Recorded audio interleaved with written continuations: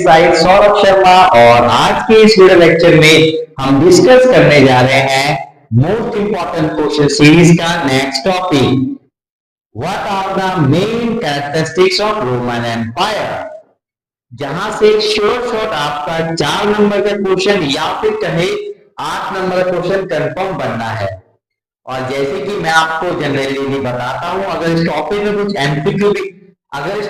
कुछ एमसीक्यू होगा तो definitely I will discuss with you. Let us guys begin the video without waste a lot of time. ये students, जब हम बात करें मेन कैरेक्टरिस्टिक्स या फिर कहें social characteristics of Roman empire के बारे में कि समाज में वहां पे लोग कैसे रहा करते थे और क्या क्या उनका जीवन का एक तरीका रहने का, वो आज के इस वीडियो में हम लोग डिस्कस कर रहे हैं। The main characteristics of Roman empire या फिर कहें social characteristics of Roman empire. तो वहां पे हम बात करें the family member were the nuclear. जो परिवार था वो क्या था, आपका एकल परिवार था। एकल परिवार का मतलब होता है छोटा परिवार जहां पे माता पिता और ज्यादा से ज्यादा 1 या 2 या 3 बच्चे एक साथ रहा करते थे। Father was the head of the family. जैसा जनरली हम सबकी फैमिली में होता है कि पिताजी को हम परिवार का प्रमुख मानते हैं, रोमन एम्पायर में भी यही पैटर्न था कि फैमिली बहुत छोटी थी। सिर्फ माता पिता और भाई बहन के अलावा जब हम फैमिली में डोमिनेंस की बात करें या बोले कि परिवार में किसका प्रभुत्व था, तो स्टूडेंट्स वहां पे प्रभुत्व आपके फादर का। फादर जो बात बोलते थे वहां पे पेरेंट्स की वो हर बात को, जो भी बात उस समय फादर के द्वारा ऑर्डर के तौर पे दिया जाता था, वो सबको फॉलो करना पड़ता था। Slave were the part of the family member. यहां से आपका इंपॉर्टेंट टॉपिक शुरू होता है। क्या स्लेव वहां पे पार्ट थे? They were very very important part. जैसे आप इमेज में मार्केट देख रहे हो स्लेव्स की, यहाँ पे हर परिवार के पास एक पर्टिकुलर प्रोपेगेशन था, एक अधिकार था कि सबके पास एक स्लेव तो होना चाहिए, कंपल्सरी था। तो फैमिली में सिर्फ वहां पे न्यूक्लियर फैमिली ही बात नहीं थी, उस न्यूक्लियर फैमिली के साथ हर किसी के पास दास को भी रखा जाता था।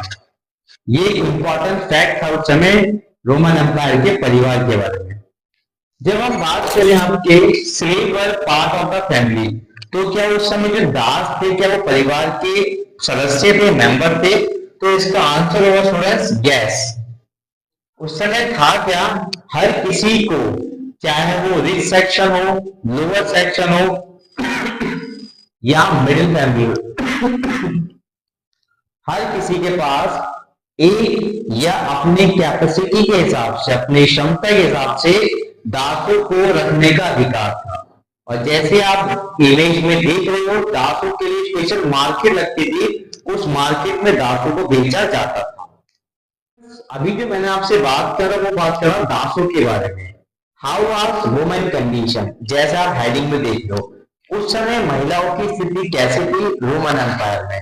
तो मैं आपको क्लैरिफाई कर दूं, उस समय महिलाओं की स्थिति वाकई बहुत अच्छी थी comparison to the other history. अगर हम किसी इतिहास से उसको तुलना करते हैं, ऐसे मैंने क्यों कहा, तो लेट अस सी नाउ।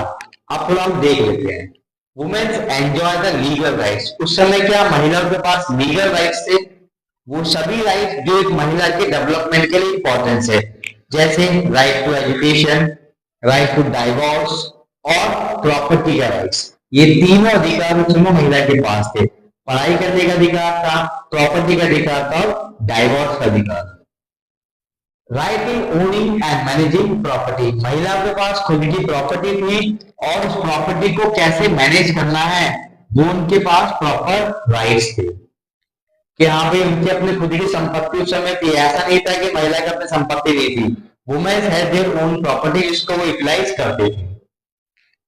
एडल्सन, यहां से आपका टॉपिक में थोड़ा सा ट्विस्ट आता है, जिसको मैं आपको बाद में बताऊंगा। इसी टॉपिक को हम आगे कंटिन्यू करते हैं from that aspect. After death of father, women has father property rights. वहां पे क्या था, पिताजी की डेथ होने के बाद महिला के पास प्रॉपर्टी राइट्स थी, जिसको वो प्रॉपर वे में यूज करती थी। मतलब उनकी खुद की अपनी प्रॉपर्टी थी जो उनको फादर से मिलती थी। Married man and woman concern different personality, both were economically independent. यहाँ से आप समझोगे how womens were consider that times. आपको पता है उस समय महिला इकोनॉमिक तौर पे बहुत ज्यादा ही आजाद थी। मतलब ऐसा नहीं था वुमेन्स के हाँ वो डिपेंडेबल हस्बैंड पे थी या किसी और पे थी। जो शादीशुदा महिला थी और वुमेन अलग अलग पर्सनैलिटी ग्रुप में कंसर्न की गई है। आदमी अपना कमाता था, वुमेन अपना कमाती थी। इसका मतलब वहां की जो महिलाओं की स्थिति स्टूडेंट वो काफी गुना बेहतर स्थिति में थी। अब आते हैं हम इस टॉपिक वापस एडल्ट सन के बारे में।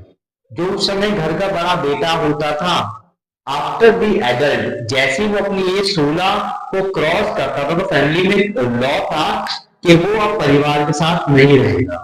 उसको परिवार से एक्सपेल कर दिया था कि भाई आप अलग रहिए और अलग रह के आपको अपना जीवन यापन करना है। एज फॉर मैरिज अगर मैन की बात करोगे तो जो शादी की उम्र थी वो आपके 28 से 29 साल थी, जबकि वुमेन्स की बात करोगे तो शादी की उम्र आपकी 16 से 18 रखी गई थी। ये टॉपिक में आपको करा रहे पूरा क्या है स्टूडेंट आपका सोशल एस्पेक्ट है, मतलब सामाजिक दृष्टिकोण है रोमन एम्पायर में। Literacy it was casual literacy. Example है आपका Pompey war involve found in the advertisement. हुआ क्या जब हम शिक्षा की बात करें, क्या वहां पे लोग शिक्षित थे? तो शिक्षा को लेके एजुकेशन को लेके अलग अलग दृष्टिकोण अपनाया गया है। या हम बोले हिस्टोरिकल अप्रोच के आधार पे तो education was not compulsory for everyone. या आप बोल सकते हो कि वहां पे जो पढ़ाई थी वो कैसे कैजुअल थी। आपको जितनी नीड है आप उतना पढ़ सकते हो, आपको बहुत ज्यादा पढ़ने के लिए वहां पे ऑप्शन नहीं थे। ये हमें कहां से एग्जांपल मिला? तो ये मिला पोम्पई वॉर। जैसे आप इमेज में देखो इस वॉर में क्या बहुत सारे एडवर्टाइजमेंट है और ग्राफिटी है। तो प्रिय students this is all about आपका कैरेक्टरिस्टिक्स ऑफ रोमन एम्पायर या बोल सकते हो social features of Roman empire. I hope so ये आपको मेरा वीडियो लेक्चर पसंद आया होगा और जो आपको टॉपिक में डाउट था जैसे आप लोगों ने मुझसे कहा था मैंने अपने नोट्स के थ्रू आपको समझाने की कोशिश करी है। थैंक यू वेरी मच, आप लोगों ने मुझे अपना टाइम दिया। थैंक यू वेरी मच, आपने मुझे अपना टाइम दिया। Good bye and take care. Thank you.